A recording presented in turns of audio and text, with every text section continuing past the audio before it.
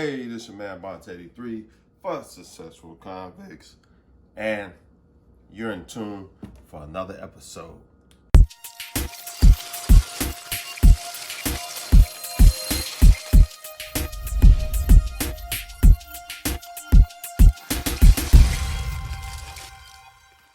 Today's episode is brought to you by none other than Successful Convicts. Man, hit the link in the bio, which I gotta remember to do that. But hit the link in the bio for your exclusive Successful Convicts merch, available through Cashapp. I gotta talk about it. The Gucci versus Jeezy Verzuz. Now I know y'all done seen all over the internet. Everybody giving their opinion on who won. Gucci won, Jeezy won. Hey, one thing for sure, two things for certain. They both had hits. Lots of hits. Now, who had more hits? It's all a matter of opinion. There's no way somebody could say that one of them won and one of them lost when, first of all, salute to both of those brothers for bringing us that trap music for those of us who was in the trap listening to that music. Now, me personally, I was in prison listening to their music. And Jeezy Thug Motivation album, man, that would have had me with probably a life sentence going off the music, just like how now today's music has the youth doing dumb stuff that'll get them in a lot of trouble. Now let's bring some facts to the whole Verzuz and the two artists and how this big Verzuz even came about, because I don't know if you know, but a while ago, Jeezy said it was 20 years, Gucci said it was 15 years ago. The two made a song together called So Icy, which was the last song they did in the Verzuz together. And from what I gather, both wanted the song on their albums. It was a Gucci Mane song featuring Jeezy, but Jeezy wanted his album, Gucci wanted his album. Gucci wound up putting on his album, and then it was a whole bunch of controversy, and then the rest is the history we know, Jeezy versus Gucci, which led into a whole bunch of diss songs against each other, which we got to hear Gucci's, some of them, because that wasn't even all of them, but we got to hear some of them. Jeezy didn't play too much into the diss songs. He tried to just stick to his hot songs that it was. But in all defense of Gucci, a lot of those diss songs was hits as well. So why not play them? But not to get off into that. So in one of Jeezy's diss songs, Jeezy said it was a song called Stay Strapped, which was a remake of T.I.'s song ASAP. And in the end of the song, Jeezy was talking, much like he was on the Verzuz. He was doing a lot of talking, and he was saying that Gucci jewelry was fake. And then he said, matter of fact, I got $10,000 on his chain, basically putting a bounty on his chain.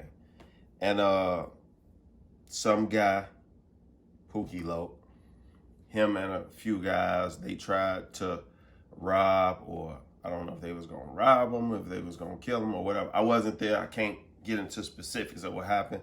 But overall, what did happen, he didn't get the chain, he wound up getting killed. It was supposedly a wrestle, for the gun. Gucci got the gun, shot him, boom, he ran off, and they found him some blocks away. Gucci went to prison, he went to jail for it. He wound up beating it as in self-defense. He made a song about it, which that was one of the biggest diss songs, called The Truth. He spoke about it. And the case was all on the news. If you from that era, you pretty much know the story and how it ended. So that's what led up to it. Now, on the flip side, you got Jeezy. Jeezy was, down with BMF, Black Mafia family. That was Big Meech. Everywhere Jeezy went, when the award shows was coming, he used to wear the free Big Meech shirts and all that type of stuff. But when that whole case broke, you know how it is. Whenever the head is cut off, the body falls. And there was a lot of speculation that Jeezy wasn't this, Jeezy wasn't that, you know, Jeezy was, you know, a facade, he was faking and all this, all type of stuff. Then the big hook and sinker for me as a fan of both of their music was when Gucci did a song which had Big Meech himself on the intro. And Big Meech was talking about how he was down with Gucci, always been down with Gucci, and, you know, people try to break up, you know, their little relationship and what they had, but they cool. And he also spoke about Jeezy. You know, it's been a lot of little tape, whether it be, you know, phone conversations, stuff like that, where Big Meech has expressed his feelings toward Jeezy. Like, for instance, he even brought up how young Jeezy used to always mention Freddie Gibbs, you know, another great rapper, you know what I mean?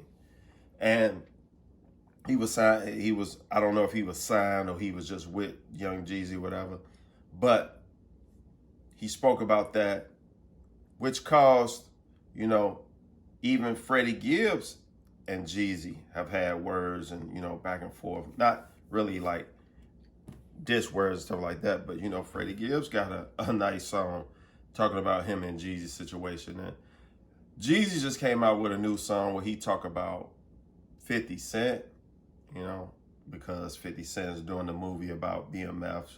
So it's kind of like, you know, all these things got ties and touches, but you have to follow the whole story to get the whole story.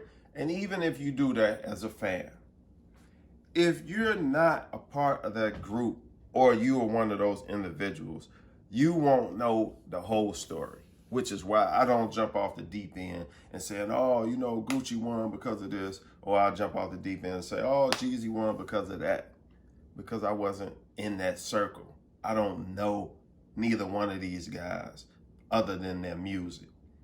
As far as their music go, I'm a fan of both of their music. Fan of Freddie Gibbs music, fan of 50 Cent music. So I don't get into their beef and what they got going on. I just look at some of the, you know, what's being said, and if there's any facts, you know, and then I accumulate my own opinion. But as far as me making a broadcast opinion, I don't do it. Now let's get back to the story at hand.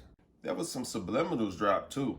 Like, for instance, Gucci was talking about he had on a $10,000 outfit. Now, if we go back to that song where Jeezy supposedly put the hit out on Gucci Mane, it was for $10,000. Another subliminal drop was when Gucci was talking about, let's go up for the jury versus jury. Because also in that song,